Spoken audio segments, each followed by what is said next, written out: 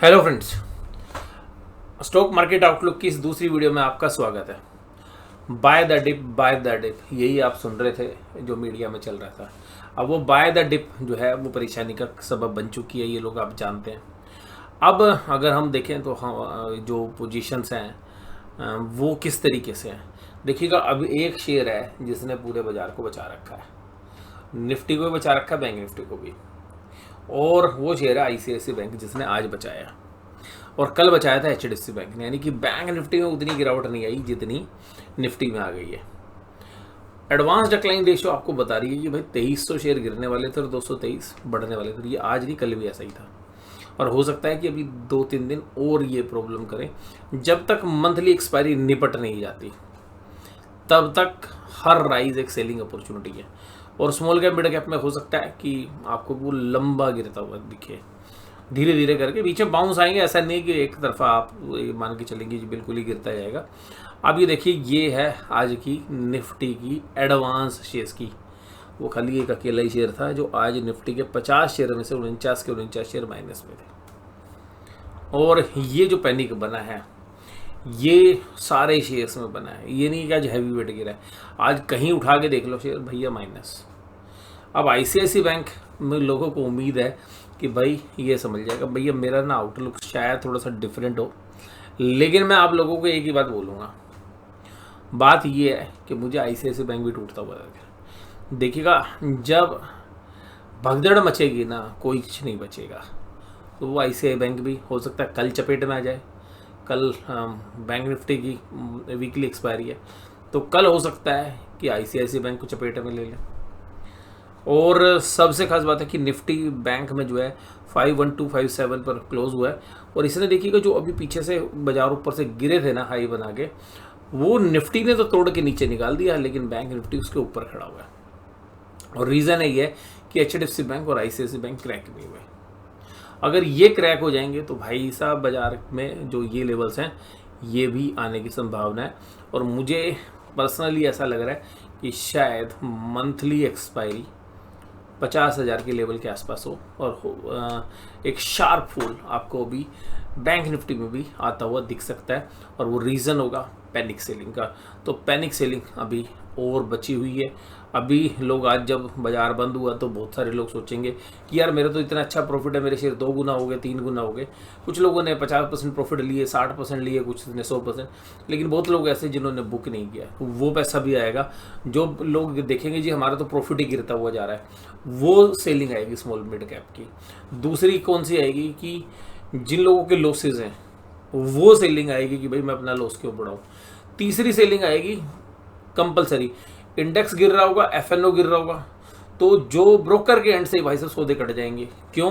क्योंकि आपका margin shortfall है, या तो एफएनओ के सौदे कटेंगे या जो इक्विटी आपने प्लेस कर रखी है वो बिकने के लिए आ जाएगी। तो ये रिस्क जो है, बड़ा प्लेयर जो है एफआई इसीलिए बाजार को नहीं खरीद रहे, कहीं भी रिलीफ नहीं दे रहे। अब देखिएगा यहाँ पे सहारा खाली डीआई से है। डीआईज अगर अपनी बाइंग को डबल कर दे या ट्रिपल कर दे तो वही बचा सकता है। लेकिन उसके सामने भी अब समस्या ये है डीआईज के सामने कि एचएनआई इन्वेस्टर्स बेचने के लिए आ गए। एक ब्रॉड बेस सेलिंग जो है शुरू हो गई है। तो आज देखिएगा आईसीआईसी बैंक को छोड़ के सारे शेयर्स कमजोर थे। और आज बैंक निफ्टी फिर भी कंफर्टेबली 705 पॉइंट टूटा है, 1.36%। और अगर एक समय तो ये था बड़ा कंफर्टेबल था, निफ्टी बैंक संभाल रहा था, लेकिन बाद में वो भी क्रैक हो गया और 1.25% निफ्टी टूटा है। यानी कि एक हाई बीटा सेगमेंट भी निफ्टी के आसपास ही कमज़ोर हुआ है। उसके बाद अगर हम देखें तो यहाँ पर आज एफआईज ने क्या किया, 3978 करोड़ की सेलिंग जो है की है। लेकिन डीआईज ने कहा भाई साहब आज हम माल खरीदेंगे, लेकिन उसके बावजूद बाजार नहीं रुका। तो अब आप समझिए बाजार में हुआ क्या है कि अगर आप 4000 करोड़ की सेलिंग देख रहे हैं एफआईज की और 5800 करोड़ की, लगभग 6000 करोड़ की बाइंग देख रहे हैं डीआईज की, और फिर भी बाजार माइनस में है, इसका मतलब क्या है कि जो रिटेल मनी है, एचएनआई इन्वेस्टर्स है, वो टेंशन में आ गया। अगर हम बात करें एफआईज का जो इंडेक्स फ्यूचर्स है, देखिएगा इंडेक्स फ्यूचर्स भी अच्छा एक तरफा बेच रहे हैं। 86,000 करोड़ एक दिन की भी, मतलब नागा नहीं की, नागा मतलब एक दिन की वेबसाइट नहीं है एफआईज की। और अगर ये बाइंग पे आएगी तो शॉर्ट कवरिंग आ जाएगी, लेकिन ये अभी करेंगे नहीं। मुझे ऐसा लगता है कि इस मंथली एक्सपायरी को निपटाएंगे, उसके बाद पुल बैक शायद आए, या मंथली एक्सपायरी से 2 दिन पहले। अब अगर हम देखें तो इंडेक्स फ्यूचर्स में पोजीशंस खड़ी हैं, शॉर्ट कवर नहीं कर रहे हैं। स्टॉक फ्यूचर्स में इतनी ज़्यादा बड़ी मंदी है नहीं कि शॉर्ट कवरिंग आए ज़बरदस्त, क्योंकि सेलिंग जो है वो ज़बरदस्त तरीके से कैश मार्केट में हो गई है। पुट कॉल रेशियो जरूर बता रही है कि बाजार ओवरसोल्ड है। भाई साहब दोनों बाजार निफ्टी बैंक निफ्टी ओवरसोल्ड है। जनरली एक ऐसे में नीचे अगर कल बाजार खुल गया, खुलते के साथ बाजार नीचे चल गया, तो एक पुल बैक आने की बड़ी तगड़ी संभावना रहेगी। और डाउ जोन्स इंडस्ट्रियल, अच्छा दूसरी चर्चा इस सब के दिमाग में ये है कि ना अमेरिका गिर रहा, ठीक है जी, ना यूरोप के बाजार गिर रहे, ना बाकी एशियन पीयर्स गिर रहे, ना चाइना गिर रहा। भाई हम क्यों गिर रहे हैं? भाई हम चल भी तो तब रहे थे जब कोई नहीं चल रहा था। तो अल्टीमेटली लिक्विडिटी ड्रिवन थी। एफआईज ने भी कोई एग्रेसिव सेलिंग तो नहीं की पिछले 2 साल में, और एफआईज तो जिस महीने खरीदते थे उस दिन टीआईज डबल पैसा डाल देते तो और चलते थे बाजार। तो अल्टीमेटली क्या है कि वो एक एडजस्टमेंट हो रही है, ग्लोबल एडजस्टमेंट हो रही है कि जो बाजार ओवर वैल्यूड इंटरनेशनल मार्केट थे वो थोड़ा सा नीचे की तरफ आ रहे हैं, तो हमारा नंबर उसमें आ रहा है। और ब्रांड क्रूड $75 पे। ऑप्शन चेन के डेटा मैं क्या बात करूं भैया, ऐसा जब ऊपर से बाजार गिरता है तो कॉल राइटिंग होती है सारी। देखिए पुट राइटर कहाँ अंदर तक निकल कर खड़े हो गए सब बैंक निफ्टी के अंदर। कल हमें लग रहा है कि शायद एक बार सुबह खुलते के साथ 51,000 भी टूट जाए, 50,800 भी चला जाए। अब वहाँ देखेंगे कि 51,000 टूटता है, 50,800 के आसपास बाइंग आती है नहीं आती है, बट उम्मीद है कि 50,800 के आसपास एक सपोर्ट मिले और एक बाउंस हो। अगर 50,800 भी टूट गया मान लेते हैं और फिर बाजार वहीं पे 1-1.5 घंटे काम करता रहा भैया, फिर बाजार संकट में पहुँच जाएगा। फिर ना निफ्टी को संभालने वाला कोई है, क्योंकि बैंक निफ्टी ही बचा रहा है। फिर देखिएगा तो बाकी जगह से भी जो निफ्टी के जो छोटे मोटे शेयर्स हैं जो ऊपर के टॉप 10 या टॉप 15 में नहीं आते, वहाँ भी जब सेलिंग शुरू हो जाएगी। और सबसे खास बात है इस समय पर जो भी पिछले 1-1.5 साल में मोमेंटम रहा है जिन शेयर्स में, जो 10-10%, 20-20% हर महीने बढ़ते थे, सबसे ज़्यादा पेन वहीं पे आएगा। और निफ्टी मिड कैप इंडेक्स भी 2.61 टूटा, निफ्टी स्मॉल कैप 3.92% की क्रैक थी। ये सब चर्चा हमने कर ली। देखिएगा बीएससी का स्मॉल कैप इंडेक्स है एक दिन का, तो आप देखेंगे इतनी बड़ी candle BSc small cap index की, और वो भी लगातार 4 दिनों के अंदर 3 दिन इतनी बड़ी कैंडल्स आपको पूरी स्क्रीन पे नहीं देखने के लिए मिल रही। ये एक बड़ी कैंडल आई थी लगातार 3 दिन, तो अगले दिन जबरदस्त पुल बैक आ गया था।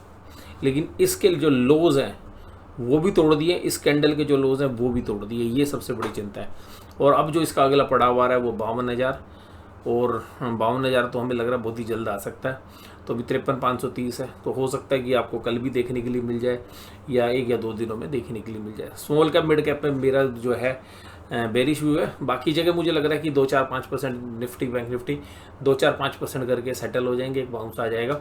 लेकिन स्मॉल कैप में बाउंस की उम्मीद तो है हमें, पर इतनी जल्दी नहीं आएगा, क्योंकि उसका बाउंस सेल होने के लिए आएगा, क्योंकि सब लोग फंसे हुए हैं, और जहाँ लोग फंसे होते हैं वहाँ पे रिकवरी आने में बड़ी टेंशन हो जाती है। तो ये सारी चर्चा आज हमने की इस वीडियो में, बस केवल इतना ही। और बस बात ये है कि अभी भी बहुत सारे जो ट्रेडर्स हैं, इन्वेस्टर्स हैं, बहुत अच्छे प्रॉफिट्स में, वो अभी भी निकलने की चेष्टा करेंगे। चलो भाई 80% प्रॉफिट हो रहा था, कोई नहीं, 75% प्रॉफिट पे निकल जाते हैं। तो वो जो सिनेरियो है वो small cap mid cap index में ज़्यादा चिंता कर रहा है। दूसरा देखिएगा चाइना पैसा जा ही रहा है, और जो ग्लोबली मैं पढ़ रहा हूँ चाइना के बारे में, तो ग्लोबली बड़ा पॉजिटिव आउटलुक जो है चाइना के बारे में आ रहा है अभी भी। तो हो सकता है कि अगर चाइना के बजाय यहाँ से 5-10% और चलेंगे तो वो पैसा हमारे बाज़ारों से निकलने की संभावना सबसे ज़्यादा है। दूसरा, हमारे यहाँ पे पैनिक सेलिंग रिटेल या एचएनआई सेगमेंट से हो सकती है, जिस वजह से मेरा जो व्यू है वो स्मॉल कैप इंडेक्स में सबसे ज़्यादा बेरिश है, मिड कैप में मॉडरेट है। इंडेक्स के अंदर मुझे लगता है कि नॉर्मल करेक्शन है, उससे ज़्यादा कुछ नहीं है, और करेक्शन पर अभी थोड़ी सी लंबी चल सकती है। बाज़ार में पैसा बनाना उतना आसान नहीं है जितना पिछले 2-3 सालों में बना है। इस बात को हम समझने की चेष्टा कर रहे हैं। इस बात को अगर आप सहमत हैं तो कमेंट बॉक्स में बताइए, असहमत है तो भी आप अपनी जो है राय कमेंट बॉक्स में दे सकते हैं। वीडियो देखने के लिए धन्यवाद। Thank you very much.